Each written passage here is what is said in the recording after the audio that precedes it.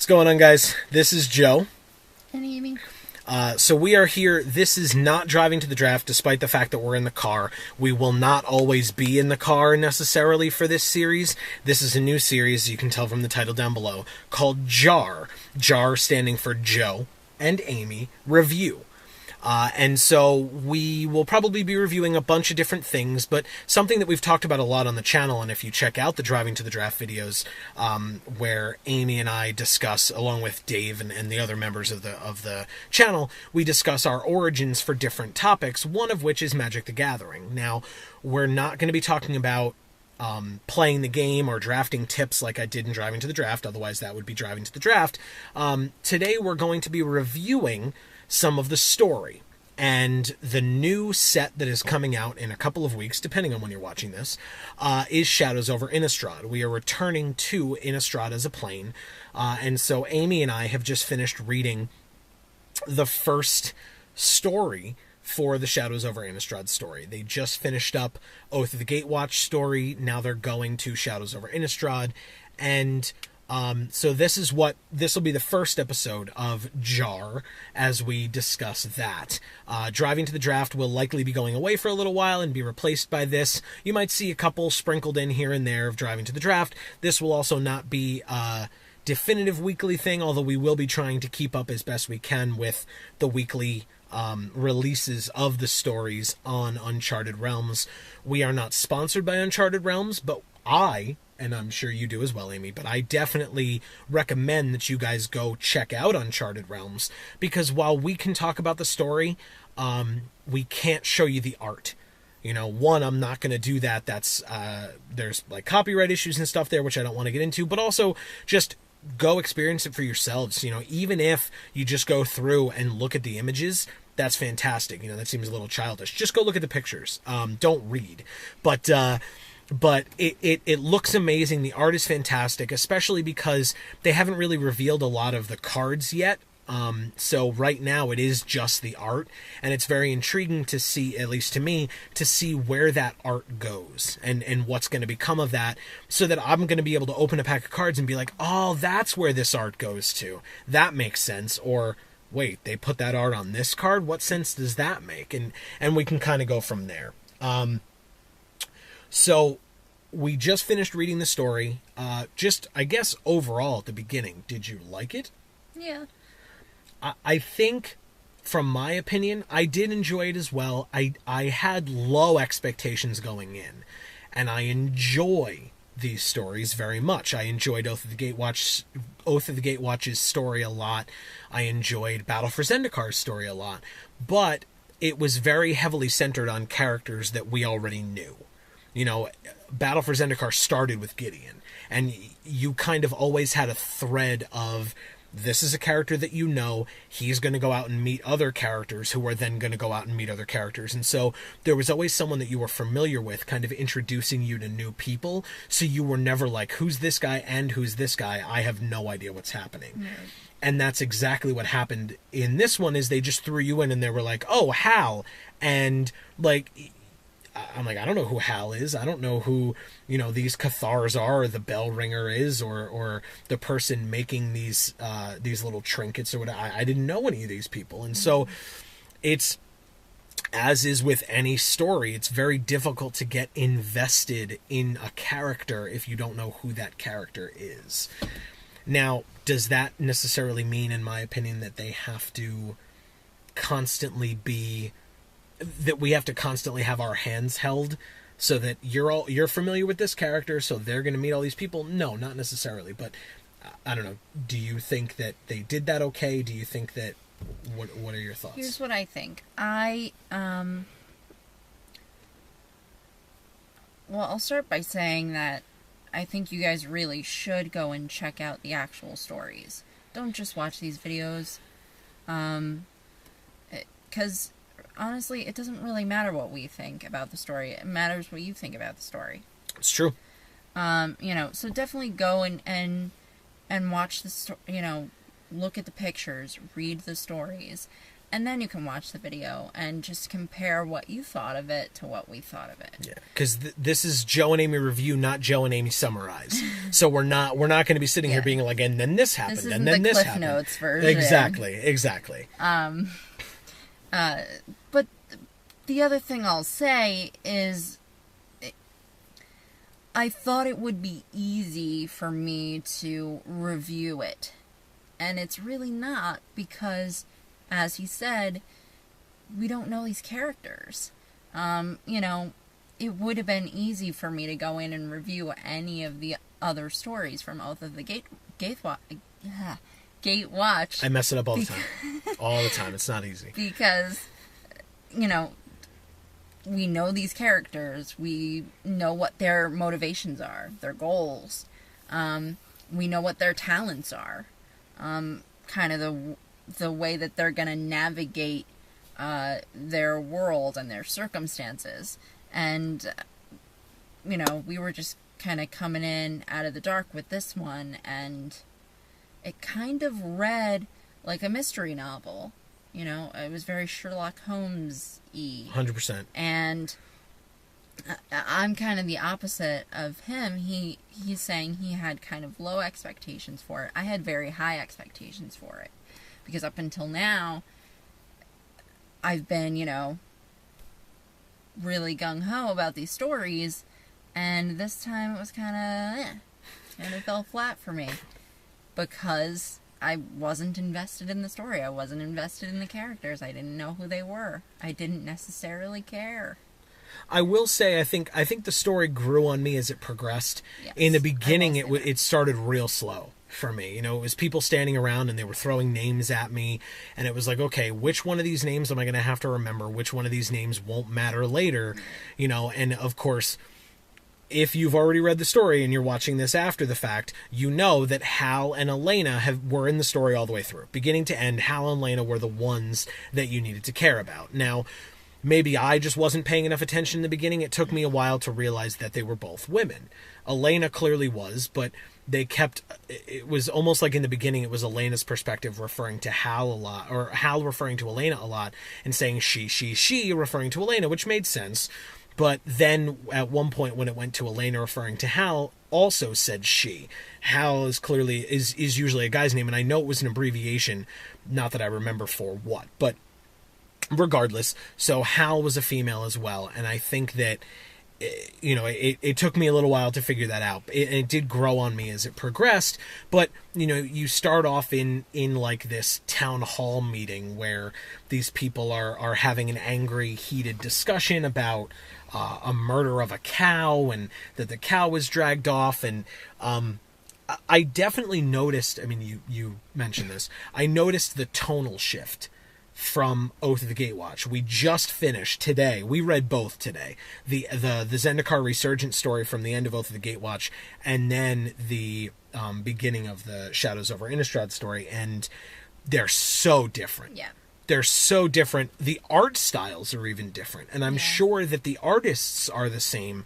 Unfortunately, I don't know the artists well enough to be able to say, oh, the guy who did the picture of that one werewolf was also the one who did the picture of Zendikar Research. I don't know that. But I do know that the art was very drastically different and tonally different, just like the story was. Which... And that's on purpose. Yes. Because it coincides with the set. Well, and that's what I was gonna say then is then respect. And props do go out to the storyline team and the research and development people, or whomever it is. I forget the name of the group of people, and I apologize for that. But respect goes out to them for doing that properly, because they've hired professional writers to do this stuff, and it shows. They've hired professional artists, of course, to do the pictures, and it shows. But because it's such a tonal shift, once they got into the Vorthos, it was really only with Magic Origins, followed by Battle for Zendikar, and now Shadows over Innistrad. So they haven't necessarily been doing it for that long from that perspective.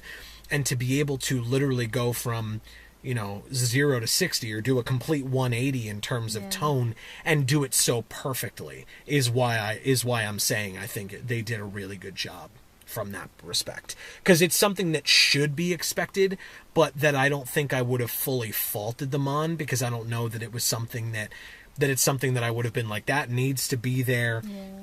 But I think it worked out really well. I have to disagree a little bit, because I thought it should have been more similar.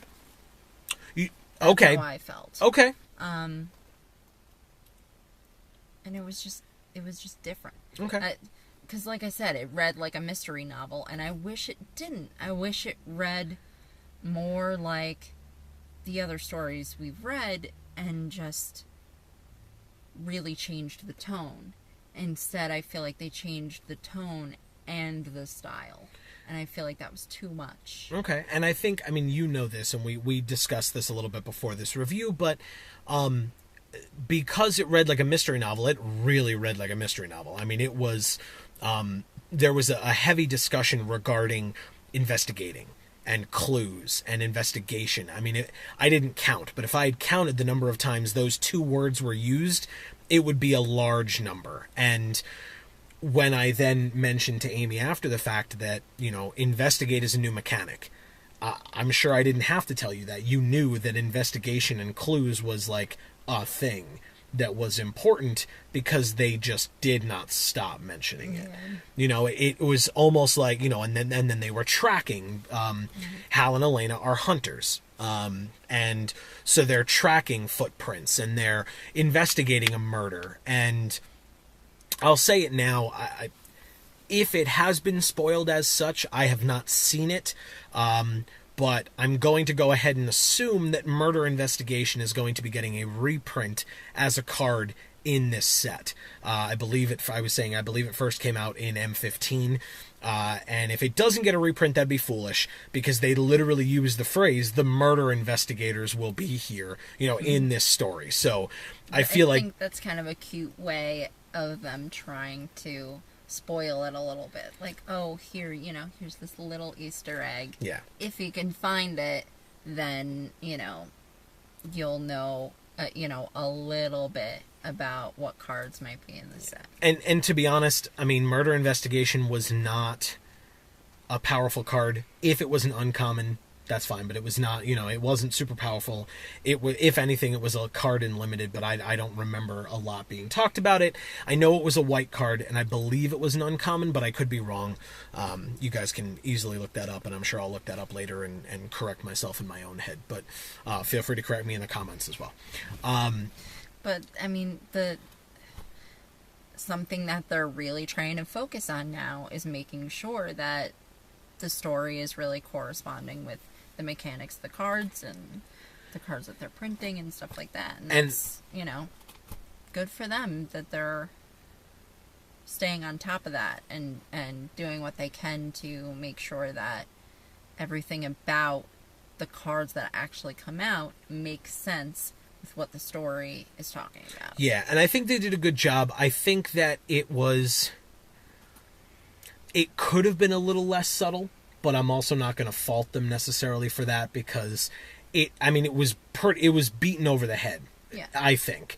But at the same time, I don't know of anywhere else that they're doing anything like this. I can't think of another genre of entertainment where I'm like, they don't beat you over the head with it in this movie or whatever. Like it's there. So I can't necessarily say they should do a better job. Like, they're kind of blazing a new trail here, and so I'm more than willing to give them the benefit of the doubt on that. I just think that it's kind of like, this is what's happening, and they're like beating us over the head with it. But that being said, I guess if you consider that a negative, then staying on the negative slightly, I will also point out, I mentioned that the story started off slow, and in my opinion, and you were saying the same, got much better, and I did get invested in Hal and Elena.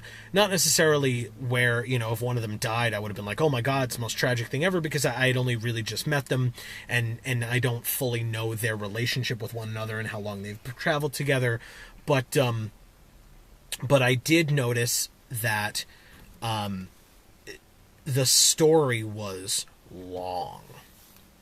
I mean, we sat there and read it together, and it probably took, I would say, easily over an hour. Okay, good.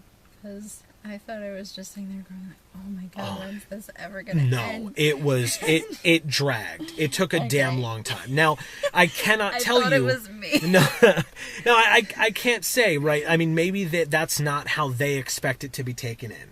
Maybe they expect it to be a solitary thing where you sit down, you read it to yourself, and obviously, depending on how good of a reader you are, because not everybody is the same skill of a reader as everyone else, but depending on how good of a reader you are, some readers may have gone through that in half the time that we did.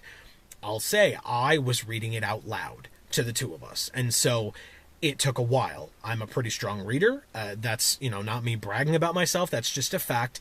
I'm a pretty strong reader, and it took a damn long time, and I noticed it a lot. I mean, one, because I was getting fatigued, like sitting there reading that whole thing, but at the same time, it was also just a really long story, and I feel like, especially with a new story and new characters being introduced like that, if I'm going to sit there and take that whole thing in, I'm going to want to do it in one sitting, because if I don't, I'm going to forget all these characters. They're new to me. They're not ingrained.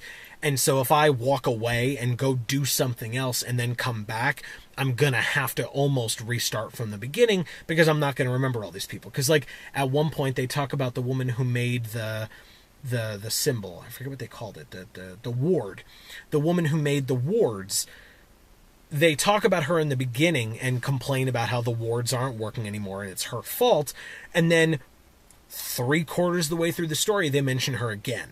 If I had left halfway through that story, it's very plausible that I wouldn't have remembered who that woman was. Because they bring her up literally twice, at the beginning and at the end, and it's like, here she is at the beginning being blamed for all the problems.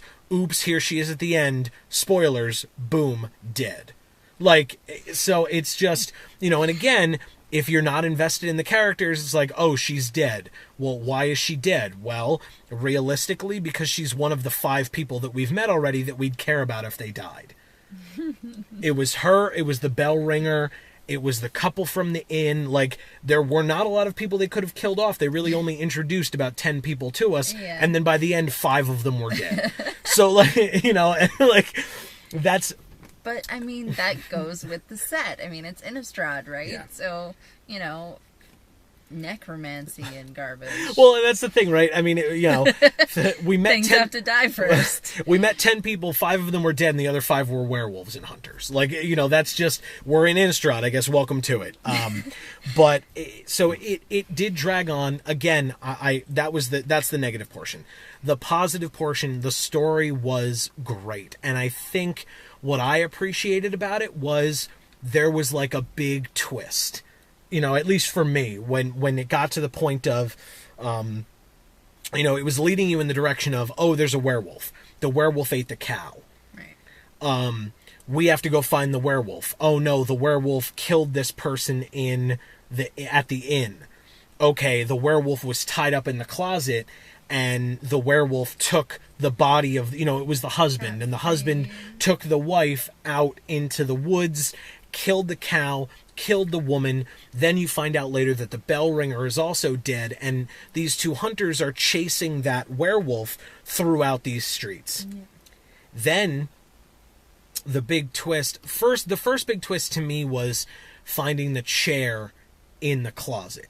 Because it was like, oh, so they knew that the husband and wife knew that the husband was the werewolf and locked him up in the chair to protect themselves and everyone else. But then he got loose. So he got loose, he killed the wife, he ate her, but then they were saying, but the remnants weren't there. There were no bones left over. There was no this, no that. Unlike the cow, where the bones and the teeth were left over. So it kind of was there in that, something's wrong. And they say that something's still off, but they don't specify. So that was the first big twist for me, was the chair in the closet. The second big twist was when they get into the woods and they follow the other path. They'd followed the branching path to the left or to the east, and then they followed it to the west, and following it to the west, they found the first body. And they said, wait a minute. And that was the body of the bell ringer, which they already knew the bell ringer was dead. They find the body of the bell ringer. which is, again, a problem. The werewolves would have eaten the body of the bell ringer, so the body is there, right? So then they go a little bit further and they find the ward maker. And it's like, well, first of all, as far as I know, we didn't know she was dead. So now you find the body of the ward maker. And then, if I remember correctly, they then introduce a dead person to us as a character. They're like, oh no, this person's dead. I'm like, I don't know what that name is. And they're like, oh, this is her title in the town. And I'm like, okay, so you're introducing her to us after the fact, but we still are supposed to be like, oh no, she's dead. Well, probably what that means, or what that means to me, I'll say, is that that's going to be a card.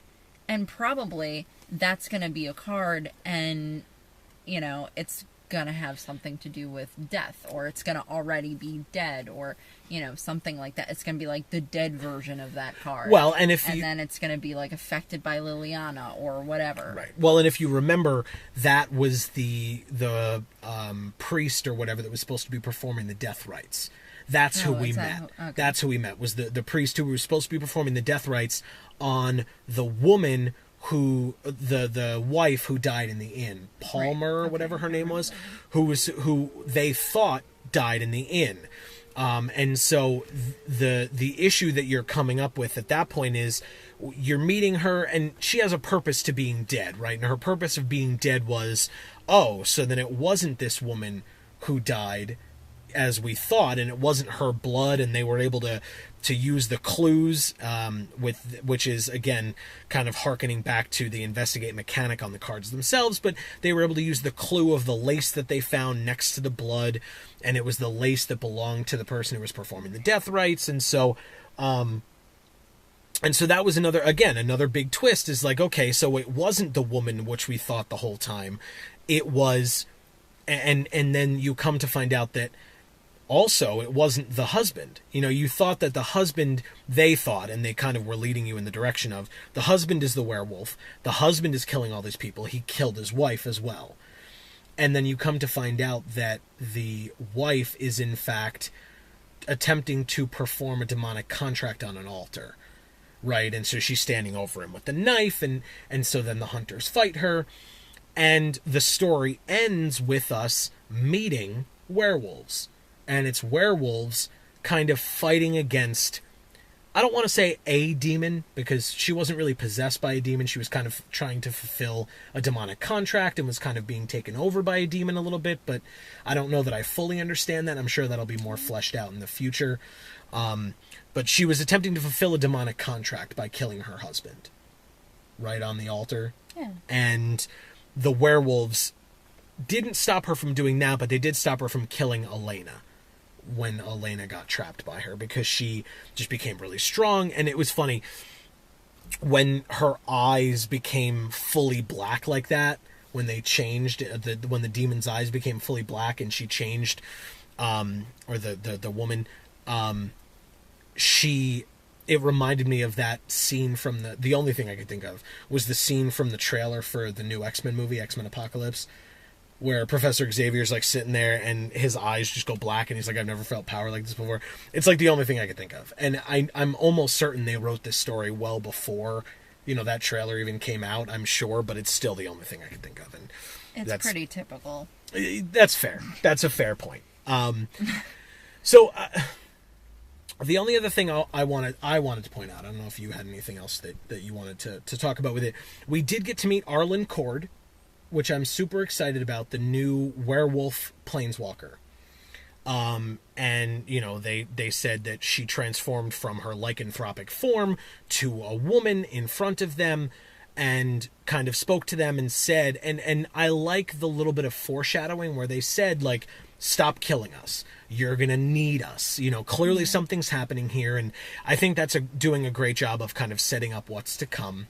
No, but she's not really new, though. It's just new that she's a planewalker. No, as far as I know, and you can anybody can correct me if I'm wrong, but I'm almost certain, I would say 90% certain, Arlen Cord has never been a character before, and has never been a planeswalker before. The only reason that her bio was up there is because they introduced her as a character. But I've seen her before. I think, again, maybe about a week ago when they introduced her, I may have showed her to you. No, I think it was a while ago. Okay. Again, people can correct me if I'm wrong, but I'm relatively certain. So, regardless, she's a new planeswalker in this Please set. correct us. Yeah. Because I want to know. Yeah. I think the art is fantastic on her. I think it's really cool. She had, I don't know if you noticed this, she had like 2 lines on her head here. I didn't. In her human form, she has like 2 lines on her head here, and then in the picture of her as a werewolf, her fur kind of is lightly tinted a different color in that spot right here, which is just cool to me. Yeah. I like how that works. The only other thing I wanted to point out, and we have a man and a woman here, we didn't do it on purpose, but it's something that I wanted to bring up. And I've seen it brought up a lot at conventions where people you get to like talk to Wizards developers or people who are in charge of writing the story. And it was at a recent one. I will not remember which one, but somebody asked a question and they said, people keep asking, when are women going to become more represented in the game? When are minorities or people of color going to be more represented in the game? And kind of what Wizards' response was, well, look, in Magic Origins, you had Nissa, Chandra, and Liliana. 3 of our 5 main planeswalkers are now women. I have no issues with that whatsoever. I think they're all great planeswalkers. I think their stories are very fleshed out. In response to when are people of color, when are we going to see planeswalkers of color? They mentioned, well, Gideon is technically Middle Eastern, even though in almost every picture I've seen him in, he looks pretty lily white to me. And like, I don't know that they necessarily want to make him super dark and make it that obvious. But at the same time, I mean, if he's outside all day and is a warrior and in the sunlight and is Middle Eastern, I would think that he would look a little bit darker. And it depends on what picture. True. Well, and I know I've seen him looking Middle Eastern yes, to me, and yes. I've seen him looking whiter than you. Yes, and I know for a fact, like when I looked at his pop figurine, I think it was, I looked at it and I was like, who the hell is that supposed to be? Because his skin was very dark. Oh. So I can also say that if he looks too dark, then I don't recognize him. Depending on how he's depicted. If he's got the long hair and the armor and the surl, no matter what color his skin is, I know that's Gideon. But if you look at the older pictures of Gideon, a lot of them are the really, really, really white skin, almost blondish, like facial hair, and, kind of the wavy hair. And then, of course, the newer ones is where he's more Middle Eastern looking, in my opinion. The darker skin, the darker hair. Yeah, and they also, of course, then will always mention Teferi. I don't know that you're familiar with Teferi. He's an older character, African-American, who I think originally when... actually, I don't know that he's African-American. He's not American, but is of dark skin. Yay, politically correctness. I'm trying, I promise. But he has dark skin, and originally when he was first introduced, he was not a planeswalker, and then became one. And again, whether that is where they really wanted to go with the story, whether that is them attempting to be as inclusive as possible, I don't know. Nor am I sitting here trying to say, conspiracy theories, and I don't know. So the reason that we bring this up even at all is because the story here had Hal, it had Elena, it had the new werewolf planeswalker Arlen Cord, and it had the woman who was fulfilling the demonic contract. And to me, while that may very well be just how they wanted to write the story, to me, the only thing I thought of at the time when I was done reading the story, while I was reading the story, is, wow, they're really hammering home, like, no, guys, really, we love women, and we want to be so inclusive of women, and it seemed like it was just nonstop. The only male character who had any lines at all was the husband, the Palter, Mr. Palter, who then just ended up dying for the demonic contract, and everyone else who had any lines of dialogue and or any character development whatsoever were the women. I don't know if you necessarily feel the same way on that. Well, I mean, I think it's important to have female characters, a lot of female characters, because women don't want to read a story that's only got one good female character and just only be able to identify with her, You want to have a variety.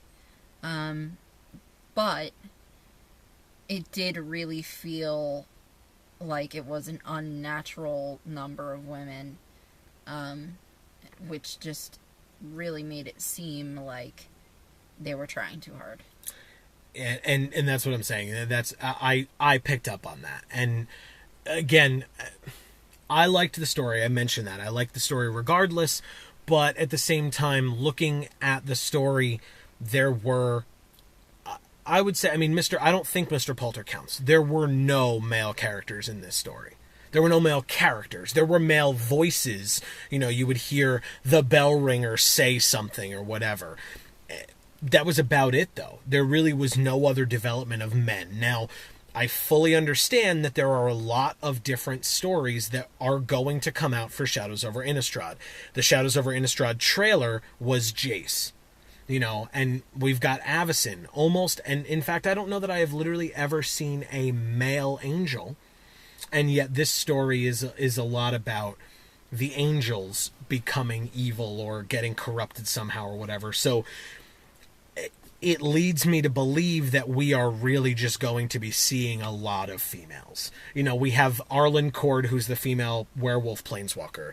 It's very likely that Liliana will be here. There's been discussion that Nahiri will be here, who is a female planeswalker. Tamio is a female planeswalker. So at the looks of it right now, Jace may be the only male character in this world. You know, I mean, obviously that's not true, and I'm being a little bit exaggerative, but looking at the world, sure Sorin will be there. I was going to say that as well, because they've talked about Markov, the Markov Manor and the Markov family in some of the kind of the preview images for it. So yes, you've got Sorin, you've got Jace, and then you've got all of these women. Now again, I'm not sitting here saying that, you know, and I've mentioned this in other videos as well, I think that Magic is such an awesome game, and Amy I think is a testament to it as well, that you don't necessarily need to be at every FNM or at a draft to enjoy Magic as a game, to enjoy the story of Magic, to enjoy that as a piece of entertainment. You don't necessarily need to have a collection. You don't need to necessarily love gaming. Yeah. And you don't need to be a male. You know, and you also don't need to be only interested in it from a storyline perspective as a woman to enjoy it. You can play it as well. I know that's not Amy's thing, and it's just another way to enjoy the game. So I'll get off my soapbox. That's just something that I noticed was those women, and then it was just, again, looking to the plethora of planeswalkers that they have to choose from, the fact that they added a new planeswalker that is female. It seems to be very heavily swayed in the direction of women, which is not a complaint. I just want to make sure that they are not overdoing it, because as Amy said, it really makes it seem like they're trying too hard, and I don't think they have to. And again, I'm a man, so maybe I'm... Well, but also, like, women aren't going to identify with it if they're disingenuous and just like...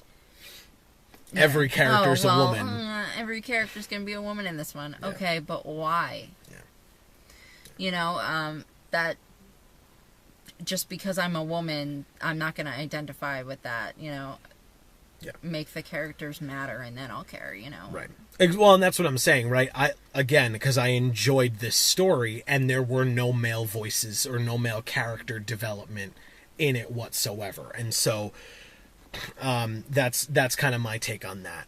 I don't want to end it on that kind of a negative note. I do want to... We'll see where they take it. You Precisely. know, we'll see what happens next. And, it's super dark, it's super gritty. The gothic influence is 100% evident from what we've seen in this story and what I've seen in all of the art. So I'm very much looking forward to it. I hope you guys are as well. And if you are... definitely subscribe down below. This is episode 1, as it says down there. There will be more to come. We will be talking about the rest of these stories, because to be honest, whether we put a camera in front of ourselves or not, we're going to be reading them, and we're going to be talking to each other about them. So we might as well talk to you guys about them too. Let us know what you thought down in the comments down below. I think it'll be a kind of a nice discussion. Please do. I want to hear what you guys have to say. Right. On Facebook, on Twitter, those links are in the description. Like us on Facebook, follow us on Twitter, talk to us, tweet at us, Facebook message us. We would love to talk to any and all of you. Talk to your friends about it. Share this video with your friends. Start a discussion. I think that's what Wizards of the Coast wants. And again, I'm almost certain I mentioned in the beginning, we are not sponsored by Wizards of the Coast to do these things. We just enjoy it. We enjoy it. We enjoy the stories. We enjoy the product. I enjoy playing the game as well, and I'm looking forward to seeing the cards that are going to be coming out. But just in general, I enjoy the stories. I enjoy these characters, and to see the development from there, you know, to see Jace going from Battle for Zendikar and Oath of the Gatewatch and fighting the Eldrazi Titans to now going to Innistrad, and how are they going to make Jace kind of have a threat to him in any way when he just faced off against two Eldrazi Titans and killed them. I mean, again, it was Chandra and Nissa, but you know, he was just facing down those two, and now is going to Innistrad. And so in his mind, and maybe this will come out in the story, maybe it won't, but in his mind, this might be like, who the hell cares? There's friggin' werewolves here. Yeah, there's werewolves here. I fought like the biggest, scariest thing in the world that if it touched me, I would have turned to dust. So we'll see where it goes. Stay tuned to the channel. Definitely subscribe down below. Check out our other videos on the channel of any of the other things that we do, magic related or not. It's a really good time. You guys will definitely enjoy it. Like I said, share this video, share those videos with your friends. And as we always say in these videos, guys, in whichever video you watch next, we will see you all next time. Thanks, everybody.